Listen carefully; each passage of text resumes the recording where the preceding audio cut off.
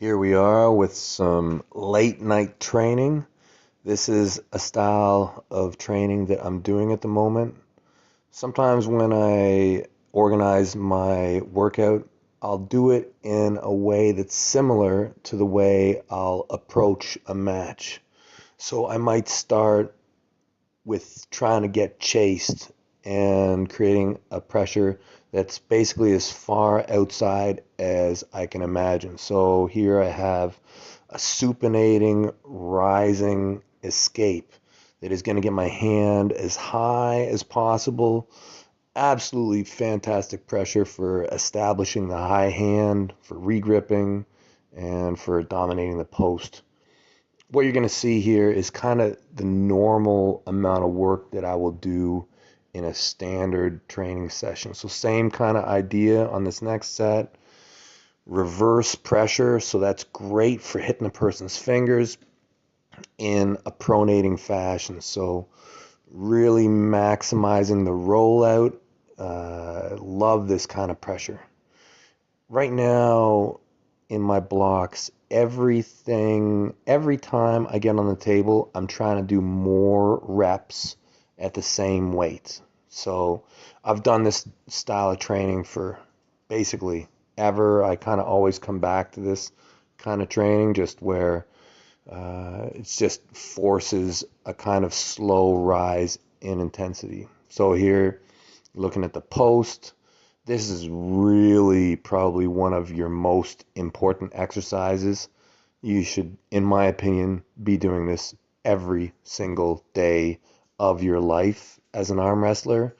Rising, always be climbing. You can say that. ABC, always be climbing. At any point in any match, get your hand higher, make the skin slip, make them come to you, become more efficient. Who's holding on to who? These are ideas that are constant and consistent throughout all arm wrestling. And the muscles heal really quick too. Here, I think I'm doing a set of 100. So uh, normally when I do this type of training, at the beginning of the day, I go heavy. And as the day drags on, I'll start to do more volume and higher repetition work. Man, I'm looking huge right here. Like the lighting was perfect on this set. I don't know. I'm gonna have to measure again, but I feel looking at me right here, I feel like my bicep is definitely getting bigger. And yes, as you guys can kind of tell, I am still doing the pumpkin system. So I don't do anything with my left hand. Nothing. Everything I do, I'm a right-handed dude. I am a specialist. I am not an all-around athlete anymore. I was for many years. I was an all-around athlete. I could do all sorts of stuff. I did tons of different sports, but as I've gotten older, I've really just focused on arm wrestling and now right-hand arm wrestling. I still arm wrestle left-handed, but it's for fun. I'm really pushing with the right. So that kind of puts an end to this evening's outside portion of the circuit. So now we start to move into the meat and potatoes, start to move into the cupping and more inside portion of the training. So it is kind of the same way I approach a match. Normally, I will start to attack a person's fingers, work mostly on position and extension, and then I'll start to get my wrist involved. And towards the end, I'll start to bring in more and more of my bones. Test your frame. That is the final thing in arm wrestling. And I find when I do those sets later, it kind of reduces my chance of injury as well. On to multi-spinner. This here is really, it's hard to say, but it's probably my very favorite exercise or workout tool, the multi-spinner. I think if I could only do one exercise, it would be multi-spinner, either high or low, depending on who my opponent was. If I've got someone who's more of an inside puller, I'll work multi-spinner low, and I will just try and beat their shoulder. If you can beat an inside puller's shoulder, it leaves them with very, very little options, especially if they're a flopper. When I was training to beat Jerry, this was probably my number one exercise that I really focused on.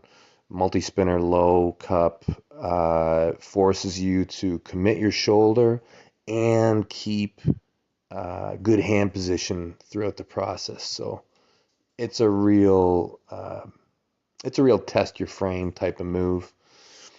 And yeah, good times training late at night, you know.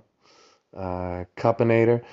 To me, this is kind of your super generic wrist trainer. I do like multi-spin, but just to get a full, even wrist attack, it's really hard to beat a cupinator, especially the way it puts the pressure right all the way out into your fingertips. It feels just like you're pulling in a strap, really isolating that wrist flexion part of the game.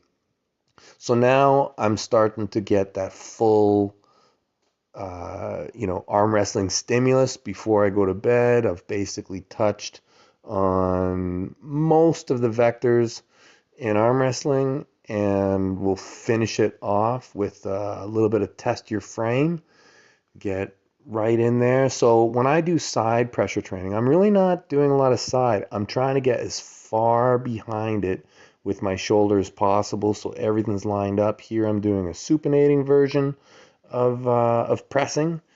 So this is all important stuff, and you can see before I go to bed, I've done the full spectrum from all the way outside, making a person chase me and climbing my hand, through the middle and all the way in. And I'll try and touch on this stuff almost every time I work out. Oh yeah, huge congrats.